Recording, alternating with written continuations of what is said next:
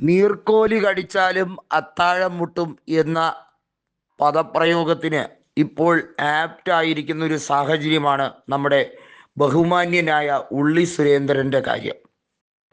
അദ്ദേഹത്തിന് കൃത്യമായ ചില അജണ്ടകൾ ഈ പാർട്ടിയിൽ വരുമ്പോൾ ഉണ്ടായിരുന്നു. അത് നടപ്പാക്കാതെ അദ്ദേഹത്തിന് മടങ്ങാനും കഴിയില്ല. ഇപ്പോഴും കെ സുരേന്ദ്രൻ സംസ്ഥാന സമിതി അംഗം തന്നെയാണ്. കൃത്യമായും ചില ചരടുവലികൾ വി മുരളീധരനുമായി ചേർന്ന് നടത്താൻ പദ്ധതിയിട്ടിരിക്കുകയാണ്. അതിൻ്റെ ഇടയിലാണ് നായർ ലോബി കളിക്കാൻ വേണ്ടി രാജീവ് ചന്ദ്രശേഖരൻ കളത്തിലേക്ക് ഇറങ്ങിയത്.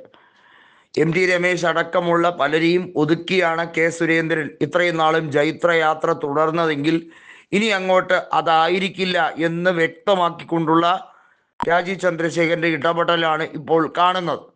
എന്നാൽ ചന്ദ്രശേഖരനെ ഇടപെടലും കെട്ടിക്കാൻ വേണ്ടിയുള്ള രാഷ്ട്രീയ ഗൂഢാലോചനകൾ കൃത്യമായി നടക്കുന്നുണ്ട്. BJP പുതിയ ഓഫീസ്, സംസ്ഥാന കമ്മിറ്റി കാര്യാലയം, മാരാർജി ഭവന്റെ പുതുക്കിപ്പണിയൽ ഒക്കെ നടത്തി, അമിത്ഷായെ കൊണ്ട് ഉദ്ഘാടനം നടത്തി കേരളത്തിൽ 2026 അധികാരം പിടിക്കുമെന്ന് തള്ളി മറിച്ചിട്ടിരിക്കുകയാണ്. കേരളത്തിൽ അധികാരം പോയിട്ട് ഒരു സീറ്റെങ്കിലും, അതായത് തിരിച്ച് അക്കൗണ്ടെങ്കിലും തുറന്നാൽ മഹാഭാഗ്യം എന്ന രീതിയിലേക്കാണ് കാര്യങ്ങൾ പോകുന്നത്. കാരണം ഈഴവരുടെ വോട്ട് കൂടി കിട്ടുന്ന സാഹചര്യം വരുമ്പോഴാണ് പല സെഗ്മെൻറ്റുകളിലും അപ്രതീക്ഷിതമായ മുന്നേറ്റം BJP ഉണ്ടാക്കുന്നത്.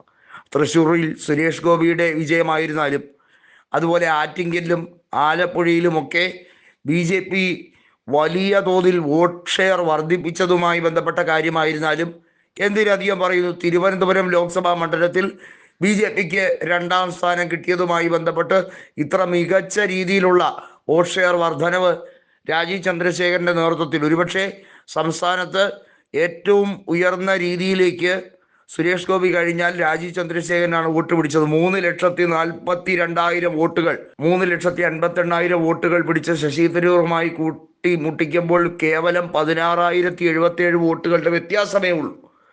ആ രാജീവ് ചന്ദ്രശേഖരൻ കൃത്യമായും ചില അജണ്ടകൾ നടപ്പിലാക്കാൻ വേണ്ടി ശ്രമിക്കുകയാണ്.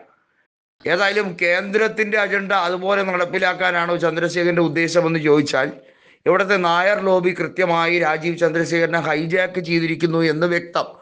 അതുകൊണ്ട് തന്നെയാണ് കെ സുരേന്ദ്രനും വി മുരളീധരനും BJPക്ക് പണി കൊടുക്കാൻ ഇറങ്ങുന്നത്. വി മുരളീധരനും സുരേന്ദ്രനും ഒന്നും ഇതാദ്യമായി അല്ല BJPക്ക് പണി കൊടുക്കുന്നത്. ശോഭാ സുരേന്ദ്രനെ തോൽപ്പിക്കാനും ശോഭാ സുരേന്ദ്രനെ കരിവായി തേക്കാനും കൃത്യമായി ചില അടവ് നയങ്ങൾ പയറ്റുന്ന മഹത് വ്യക്തികൾ തന്നെയാണ് ഇവർ രണ്ടുപേരും. അതുകൊണ്ട് അവർക്ക് BJP അള്ളു വയ്ക്കാൻ അധികം സമയമൊന്നും വേണ്ട.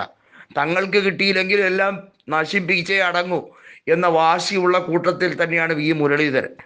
തനിക്ക് കിട്ടാത്ത സൗഭാഗ്യം വേറെ ആർക്കും വേണ്ട എന്ന് ശക്തമായി വാശി പിടിച്ചാൽ തീരാവുന്നതേ ഉള്ളൂ BJPയുടെ ഈ കുതിപ്പ്.